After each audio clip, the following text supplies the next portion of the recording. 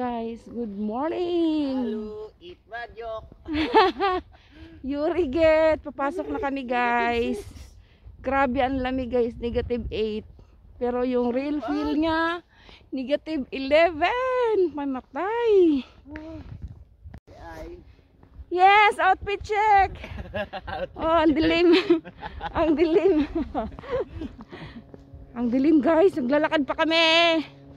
So ito yung dinadaanan namin, no. -8 siya, pero yung real feel niya is -11. Grabe, naglalakad kami guys. Papuntang bus stop. So 5 minutes walking. Grabe ang lamig. Ma-foggy siya guys. Ito yung mga kasamahan namin, no. Mga naglalakad. So ganito kadilim dito guys ang dinadaanan namin. So kami pala ay nasa Panon Fine Food. Dito kami sa Orosyasa guys. Gitna siya ng Hungary. Nasa ano kami? Lampas ng Siged.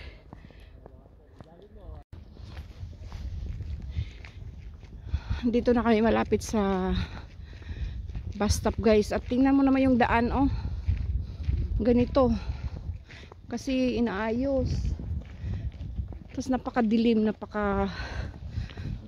siya, ma-foggy. Oh.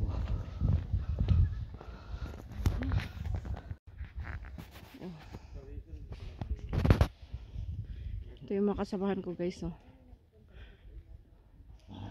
5 minutes yung walking namin sa bus stop at sira pa yung mga daan. Ito yung bus stop guys. Diba ang dilim, wala mo lang ilaw. Hello Orosyasa, baka naman ilawan nyo. Yan. Yan yung daan guys, walang ilaw. Shout out Orosyasa government. Ang lamig-lamig, walang ilaw ang daan. Oh, kita nyo ba yung mga kasamahan ko? Yan guys, oh.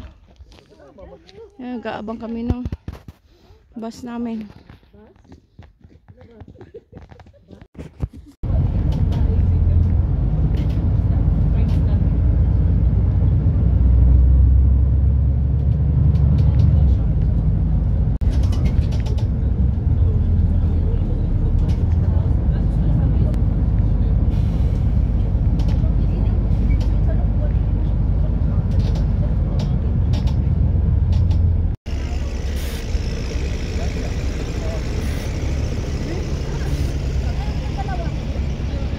Lalakad na kami guys, papuntang company. Lalakarin pa kasi namin guys. Dito na ako sa bus stop guys. Bus station pala. Go again. Break time namin guys. Tulog yung kasama ko guys, oh. Yan. Makasamahan ko doon.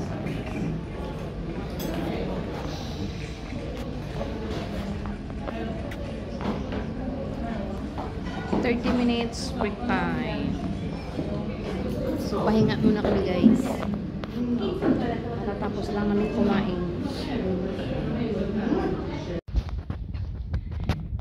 Hello guys, out na ako galing work. So lalakad ako papuntang bus station guys. So yung kasama ko guys, oh, tumatakbo kasi maiwan na ng bus. Yung company kasi namin guys, walang fix na oras kung anong oras kami uwi, depende sa gawa kasi food processing kami guys. Kaya yung kasamahan ko, ang bus niya eh 5 o'clock, ay no, 4:55. Kaya yun, grabe takbo. Takbo! Ay, grabe. Ang lamig guys. Ay.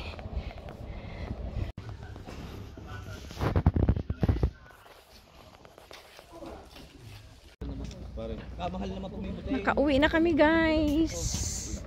So, dito na kami. Ang dilim ng dorm namin. Pag alis namin madilim, pagbalik namin madilim pa rin. Nag-aalaga ko ng kambing sa baka. Kanya sa So, thank you for watching guys. Papasok na kami sa aming dorm. Thank you so much.